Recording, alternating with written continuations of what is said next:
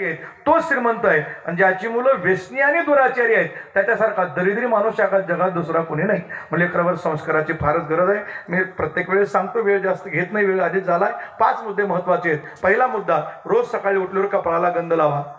आणि पुन्हा ऐका, आपले सगळे नियम विज्ञानवादी आहेत, दारातल्या तुळशीपासून कपाळाच्या गंधापर्यंत. आता सगळं विज्ञान मी सांगत बसत नाही, प्रत्येक गोष्ट राम राम म्हणण्यात सुद्धा विज्ञान आहे.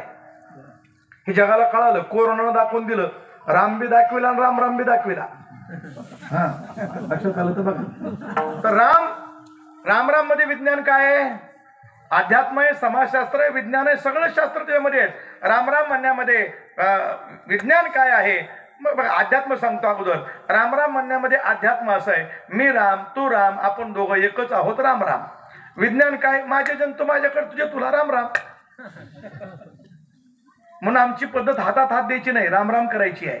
ते हातात देणारे गळ्याला मिठ्या मारणारे लांबूनच असे करायला होते कोरोना.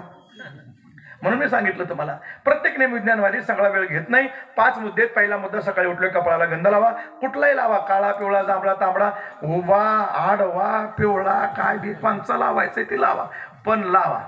गंध लावला पाहिजे. गंध लावणं आपला धर्म आहे, न लावणं बॉर्डरच्या पलीकडल्या माणसाचं काम आहे. ज्याच्या कपाळाला सकाळी गंध दिसणार नाही, पुन्हा मोडला तर मोडू द्या कामामध्ये घामानं, पण उठल्या उठल्या असला पाहिजे. ज्याला दिसणार नाही हे आपल्यातलं म्हणायचं कसं? म्हणून उठल्या उठल्या गंध असला पाहिजे. दुसरा नेम, रोज मंदिरात येऊन दर्शन करा. आपल्याबरोबर लहान लहान मुलाला घेऊन या, भगवंताच्या पाया पडा, वडीलधाऱ्या माणसाच्या पाया पडा. आपलं बघून ते लेकरू पाया पडायला शिकल, पुन्हा म्हातारपणीला आता हाणार नाही. कारण येतो वडील जे जे. कारण देशाच्या नेत्यावर, गावातल्या पुढाऱ्यावर, घरातल्या करत्या माणसावर फार मोठी जिम्मेदारी आहे. कारण त्यांच्याकडे बघून मागायला समाज चलत असतो. त्यांच्याकडे त्या जसे येतं वडील जे जे करीते. म्हणून आपण लेकराला घेऊन जर मंदिरात गेलो, पाया पडलो वडीलधाऱ्या माणसाच्या, तर ती लेकरं आपल्या पाया पडतील. तिसरा नेम, आई वडिलांची सेवा करा. ज्यांनी लहानाचं मोठं केलं, बोलायला शिकवलं, चालायला शिकवलं, तर हाताच्या फोडासारखं सांभाळलं, त्यांना दुःख देण्याचा अधिकार दिला कोणी? त्यांची सेवा करणं आपला धर्म आहे. चौथा नेम, घरातला आनंद महिला मंडळाच्या हातात आहे. पैशात नाही, बिल्डिंग मध्ये नाही, कलर मध्ये नाही. कुठली का मुलगी सून म्हणून आपल्या घरी येणार, त्या सुनावर मुलीसारखं प्रेम करा, आणि त्याही सुनानं सासू सासरेवर आई वडिलासारखं प्रेम केलं पाहिजे. पण काय गंमत आहे मला कळत नाही महाराज, जी माऊली आपली मुलगी वाट लावताना धसधसा रडते, तीच माऊली दुसऱ्याची मुलगी सून म्हणून घरात घेताना दगडाची कशी बनते हीच कळत नाही. असे 2 विचार काय म्हणून करता? आणि ती बी भाऊ तिला वाटतं माझ्या आई वडिलाची सेवा भाऊजीनं करावी, हिनं मात्र सासू सासऱ्याला आता आणाव्यात. असे 2 विचार करू नका. सासू सासऱ्याला आई वडिलासारखं प्रेम करा, सुनावर मुलीसारखं. घरात आनंदी आनंद राहील. पुढे महत्वाचा मुद्दा, देवानं सुंदर आपल्याला शरीर दिलंय, काय कायमचं दिलेलं नाही. मग काय दारू टाक, गांजा टाक, गुटखा टाक, हे काय घाण साठवायची जागा आहे का? मळीचं बॉयलर आहे काय बी वाचायला?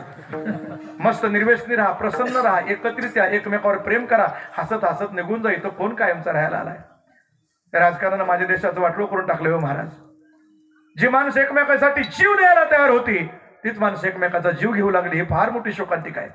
राजकारण जरूर करा, प्रत्येक 5 वर्षाला खेळायला मिळेल. कुणीतरी हरण, कुणीतरी जिंकन, पुन्हा 5 वर्षाला डाव मांडा, पुन्हा कुणी हरण, कुणी जिंकन. कोण काय कायमचा अमरपट्टा घेऊन आलेलं नसतं. मात्र एकदा गेलेला माणूस पुन्हा बघायला मिळणार नाही. म्हणून एकमेकाचं वैरी बोल नका. आपण हसा, दुसऱ्याला हसवा, हसत हसत निघून जा. शेवटचा महत्वाचा मुद्दा, भगवान परमात्म्यानं मुख दिलं कशाला? शिव्या द्यायला, निंदा करायला. घरच्या भाकरी खाऊन कुणी सांगितलं गावाचं धुणं धुवायला? बिगर साबणाचं धुणं धुवायला नाही दिलं. मग कमल मुख राम भजन को दिया. भगवंताचं चिंतन करण्याकरता हे मुख दिलंय. चिंतन कराल तर चिंता मुक्त व्हाल, आणि जर नाही चिंतन केलं तर गौऱ्या रस्त्याला चित्ता वाट बघायला लागली आहे. आता जवळजवळ वेळ तर संपलाच आहे. 15 मिनिटं आगाव घेतलेत. गाडी एवढी ताणली, पेट्रोल संपून गेलं. गायनाचार्याच्या टाक्या रिकाम्या झाल्या, मृदंगाचार्याची टाकी रिकामी झाली, पण बसलेल्या माणसाच्या टाकीला ढाका लागला नाही. माणसं मध्ये चलू दे की 15 मिनिट फुकटे का नव्हतं, जे जळतंय त्यालाच कळतंय, बसलेल्याला काय कळतंय. आता नंबर तुमचा आहे. तुमचं भजन पटलं तर कीर्तन सुटलं, तर तांबडं फुटलं चलू द्या कोरमी. हातवरी करा टाईट, हाबरेट चकांसारखे. टाळी म्हणजे टाळी वाजली पाहिजे. तुकाराम तुकाराम तुकाराम तुकाराम.